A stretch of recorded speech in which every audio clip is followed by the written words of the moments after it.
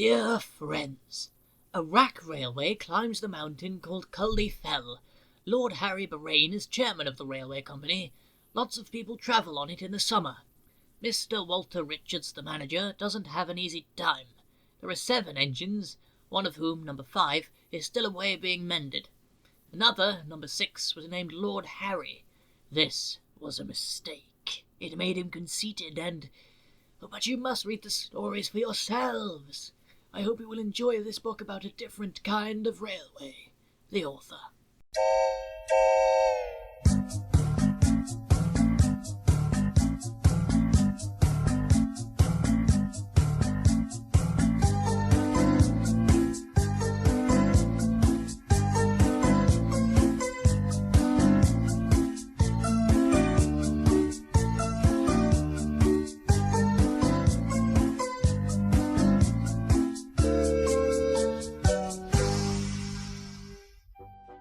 Sir Handel had had a bad day. The old coaches, Agnes, Ruth, Lucy, Jemima and Beatrice, had been awkward. They had made him slip to a standstill twice. He was furious. "Those cattle trucks should be scrapped," he fumed. Skarloey was shocked. "I won't have it," he protested. "Those old dears need kindness, not bad names." "Exactly so," agreed Rheneas. He winked at Skarloey. "You'll be thankful, Sir Handel, that we're not a mounted railway." "A mounted railway? What's that?" "A railway which climbs mountains, of course." "But it can't," said Sir Handel. "Its engine's wheels would slip." "But it can," said Rheneas firmly. "We've heard of one quite near here." "It can't." "It can." A noisy argument started just as Donald shunted a flat truck to the siding nearby. On the truck was a queer-looking engine. He had 6 small wheels and a stovepipe chimney. His boiler was tilted downwards and his cylinders were back to front. "Wheesht!" whispered Donald hoarsely. "Dinna wake the wee engine. It's Tyler dears. He's away back from England after being mended. You ken who it is." "We understand, but who is he?" "He's called Culdee, after the mountain his railway climbs." Well, did you ever!" exclaimed the 2 old engines. They looked at Sir Handel and chuckled. "I don't believe it," said Sir Handel. "Och, you'd best ask him yourself. Then maybe you'll learn it's the truth I've been telling you." Donald puffed away, offended. Culdee woke to find the engines gazing at him. "Where am I?" he asked. They told him. "That's good," he said. "I'm nearly home now." "Do you really climb mountains?" asked Skarloey. "I've done it for years." "You must be clever. We couldn't. Our wheels would slip." "I'm not really clever," laughed Culdee. "I was just drawn like that." "Like what?" "With pinion wheels on my driving axles. They have teeth, you see, which fit into a rack rail. I can't slip however steep the line is." "That," said Rheneas, "must help you going up. What if your line is so steep? Aren't you frightened coming down?" "Why? We have good brakes." "Coaches," went on Rheneas, "are sometimes silly and try to push us downhill. Some engines find it hard to stop them." Sir Handel blushed and looked at his buffers. "Our coaches," answered Culdee, "are never silly like that. They know such tricks are dangerous. I've never had that sort of accident, but," he went on thoughtfully, "I was frightened once. Very frightened indeed." "Please tell us," said all the engines. "One day long ago, before our line was opened, our drivers made all 5 of us engines stand ready outside our shed. 'The inspector's coming,' they said. 'We don't know which one of you he'll choose.' He chose me, climbed into my cab, and made me push 2 coaches to the summit. 'So far so good,' he said. 'Now we'll test your brakes.' So he went and stood on the steepest part of the line. Down, down it fell, with a nasty curve below, edging a precipice. 'Brakes off, driver, let him roll.' 'Ooh!' gasped the little engines in horror. The coaches nudged me. We gathered speed downhill. I was terrified.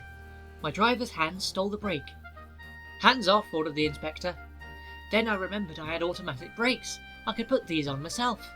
Perhaps the inspector wanted to see if I could. They worked beautifully. 'Well done, Culdee,' said the inspector. 'You'll do.' I smiled, of course, but felt very shaky. My driver and fireman mopped their faces. They'd been nervous too.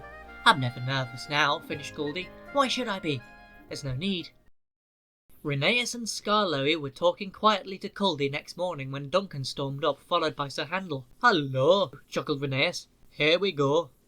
I nearly came off, fumed Duncan. Those coaches pushed me. The third controller says they didn't.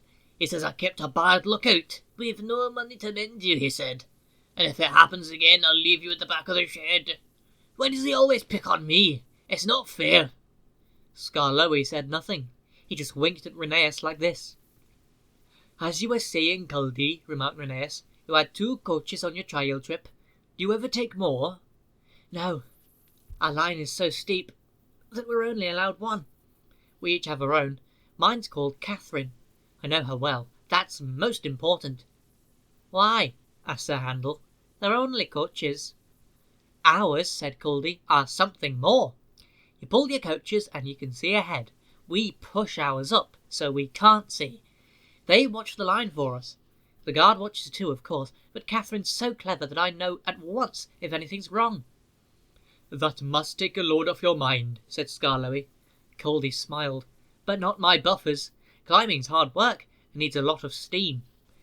My firemen and I have a tiring time. Coming down, he went on, it's different.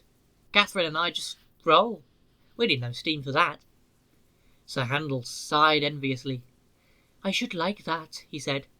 With your automatic brakes, sounds like a rest cure. That, replied Kuldee, was just the mistake poor Godred made. Who, asked the little engines, is Godred? Godred was our number 1. Named after a king, Kuldee replied. Perhaps that went to his smoke box and made him conceited. He'd never keep a good lookout. He'd roll down the line looking anywhere but at the track. You'll have an accident, I told him. Pooh, he said. I've got automatic brakes, haven't I? The driver's got his air brake. What more do you want? More sense from you, I said. No engine can stop at once if he isn't ready to obey his driver's controls. The first thing a young engine learns, agreed Skarloey. Godred never learned sense. His driver and fireman and the manager all spoke to him.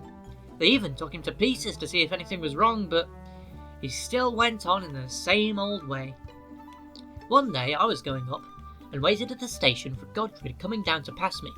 As I waited, so it happened. One moment, he was on the track. The next, his driver and fireman jumped clear as he rolled over. No one was hurt. His coach stayed on the rails and the guard braked her to a stop. They brought Godred home next day. We've no money to mend you, said our manager, so you'll go to the back of the shed. As time went on, poor Godred got smaller and smaller, till nothing was left. What happened? Asked Duncan anxiously. It's not nice to talk about, said Kuldee. But what happened? Why isn't it nice? Our drivers used Godred's parts to mend us, answered Kuldee mournfully. Sir Handel and Duncan were unusually silent long after Kuldee had gone home. Neither Skarloey nor Rheneas ever mentioned that Kuldee had made the story up. Donald brought Kuldee up the valley to the exchange siding, where he was soon offloaded by crane. His driver and fireman and the manager were there. They all said goodbye and thank you to Donald. Then they lit Kuldee's fire, and while waiting for the steam, they looked him over carefully. A very good job, they said at last. Kuldee sizzled happily. It's lovely to be at home and in steam again, he said. I'm longing to have a run with Catherine. Come on then, said his driver, and they trundled to the shed. Catherine was pleased to see him, and they went for a short run. I've had to go with Lord Harry lately, she said. He takes risks and frightens me. When I warn him, he laughs. Never mind, comforted Kuldee. It'll be all right now. Later he met 2 old friends, Ernest, number 2, and Wilfred, number 3. After some happy gossip, Kuldee asked, Who's Lord Harry? He's one of the new engines, they said, who came while you were away. He's number 6. Alaric and Eric are 7 and 8. They're nice, quiet engines, but old Harry's at Sarah. Next afternoon, Lord Harry rolled by with a reluctant coach on his way to the platform. Stupid things, he grumbled. They're all scared of coming with me. You're too reckless, said Kuldee. That's why. Rubbish. I'm up to date, that's all. I can go twice your speed in perfect safety. All the same, we don't take such risks on mountain railways. There's no risk. Why, with my superheat... Oh, interrupted Kuldee. It's superheat, is it? I'd have said it was conceit myself. Lord Harry snorted furiously away. screamed the coach as her wheels ground on the curves. Be careful. Puh, snorted Lord Harry. I like things to be exciting.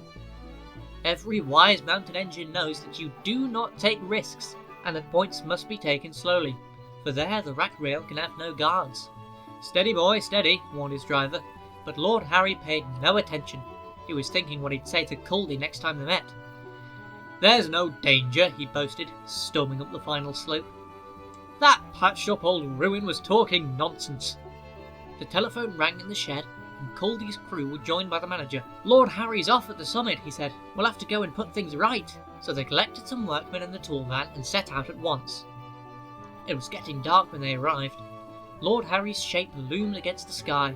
He'd come off at the points and blocked both roads of the station. Wilfrid was there with his coach, unable to start his journey down.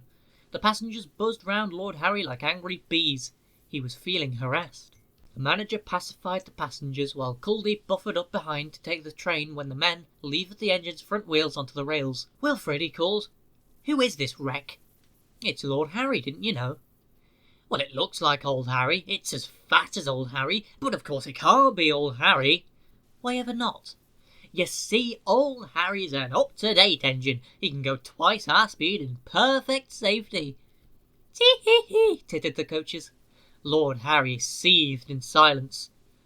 They pushed Lord Harry out of the way and took the passengers home. Then Culdee helped him back to the shed. It was that coach, sir, blustered Lord Harry. She never... No tales, said the manager sharply. It was your fault and you know it. You upset our passengers and damaged yourself by taking risks. We cannot have that at our mountain railway. But, sir... That's enough. You will stay in the shed till we have decided what to do with you. He turned and walked sternly away. As a punishment, they took Lord Harry's name away and put him at the back of the shed. He soon heard Culdee's story about Godred. Puh, he said, that couldn't happen to me. But he was anxious all the same. Please, sir, I'm sorry, I'll try to be different.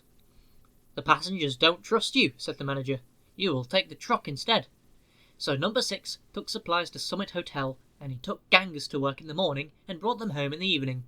He found it dull and crumbled too. It's important work, protested Wilfrid, and tough too. Tough? That little lot? Yes, tough, said Culdee. Have you ever been across Devil's Back in a gale? No, said number 6 thoughtfully, but I see what you mean. A mile below Summit, the line runs along a rocky ridge. Always there is wind. Sometimes it is gentle. At others it is fierce and very dangerous. Then all passenger trains stop at Devil's Back station, but whatever the weather, stores trains and rescue trains must get through. A few days later, number 6 reached Devil's Back at 5:15. He was on his way with the truck to fetch railway staff from Summit. All clear now, said the station master as the last down train left the loop.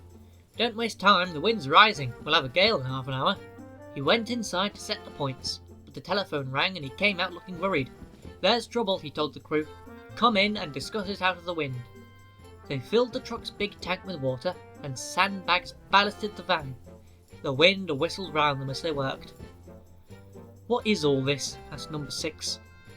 There's been a climbing accident, explained his driver. Culdee and Catherine are bringing up a doctor and a rescue team, but Catherine's too light to stand this gale, so we'll go up ourselves. The water and the sandbags will steady us. If you can keep going, we'll have a good chance of getting through. Can you do it? I'll have a jolly good try, said number 6. When Culdee arrived, the doctor and the rescue team changed trains. The manager was there too. Splendid, he said when he saw the preparations. Now, number 6, it's up to you. The guards signalled the driver and they were off. A real job at last, crowed number 6 exultantly. Now I'll show them, now I'll show them. Leaving the shelter of the station, the full force of the gale struck him like a blow. Culdee and Catherine saw him waver. Go it, they yelled. Number 6 heard them for a moment. The next he was battling on alone. He didn't feel so brave now. All he wanted was to get out of the vicious, stinging, icy wind which seemed to come at him from all directions. The truck lurched and swayed as the wind tore at it. It whimpered and groaned as though in pain. She wants to go back, thought number 6. And so do I. But we can't. The manager's relying on me to save those climbers. We must go through. We must! Slowly, doggedly, he struggled on. till in shelter again on the other side. They climbed the final steep ascent and rolled triumphant into Summit Station. They brought the climbers safely down, and an ambulance whisked them to hospital. Next morning their leader came to say, "Thank you. My friend Patrick," he said, "hurt himself helping me, but he's mending now thanks to you and your brave engine. You'd all be proud if you'd call him Patrick too." The manager smiled. "Well, number 6, would you like that?" he asked. "Oh, sir, yes, please."